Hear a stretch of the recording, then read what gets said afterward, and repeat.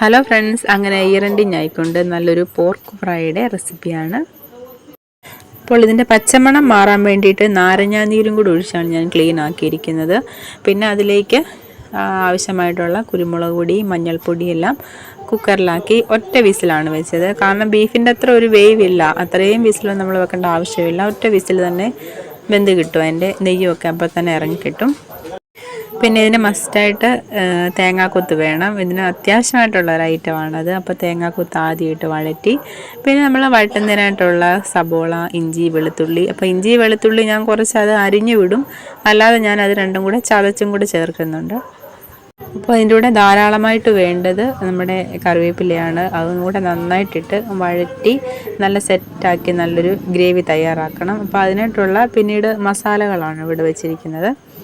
അപ്പോൾ പിരിയൻമുളക് പൊടിയാണ് കൂടുതലായിട്ട് ചേർക്കുന്നത്. പിരിയൻമുളക് പൊടിയും കുരുമുളക് പൊടിയും മഞ്ഞൾപ്പൊടി. അപ്പോൾ ഇത് രണ്ടും, മഞ്ഞൾപ്പൊടിയും കുരുമുളക് പൊടിയും ആദ്യമേ തന്നെ കുറച്ച് ഇട്ടതാണ്. പിന്നെ അതിന് ആവശ്യം അനുസരിച്ച് ഇട്ടാൽ മതി. പിന്നെ ഗരം മസാല, പിന്നെ ഇച്ചിരി ബീഫ് മസാലയും കൂടെ നമുക്ക് ആഡ് ചെയ്താൽ നല്ല ടേസ്റ്റ് കിട്ടും. പിന്നെ ഉപ്പ്. അപ്പോൾ ഇവയൊക്കെ ചേർത്ത് നന്നായിട്ട് നല്ല സെറ്റായിട്ട് വഴറ്റി പച്ചമണമൊക്കെ മാറി ഇതൊരു ഗ്രേവിയായിട്ടത് റെഡിയാക്കി വെക്കണം. പിന്നെ ആ വെന്ത കുക്കറിൽ വേവിച്ച പോർക്ക് ഞാനൊരു കിഴുത്ത പാത്രത്തിൽ ഇങ്ങനെ അതിൻ്റെ വെള്ളവും നെയ്യും ഒക്കെ നന്നായിട്ട് ഊറിപ്പോകാനായിട്ട് വെച്ചിട്ടുണ്ട്. അപ്പോൾ അതിൻ്റെ നെയ്യ് ഇവിടെ സെപ്പറേറ്റ് കാണിക്കുന്നുണ്ട്, അത് ഞാൻ എടുക്കുന്നില്ല, ഒരു ഫ്രൈ പോലെ വെക്കുന്നത് കൊണ്ട്. പിന്നെ നന്നായിട്ട് ഈ വരുന്ന ഗ്രേവിയിലേക്ക് ഇത് ഇട്ട് നന്നായിട്ട് ആടി നന്നായിട്ട് ഇളക്കണം.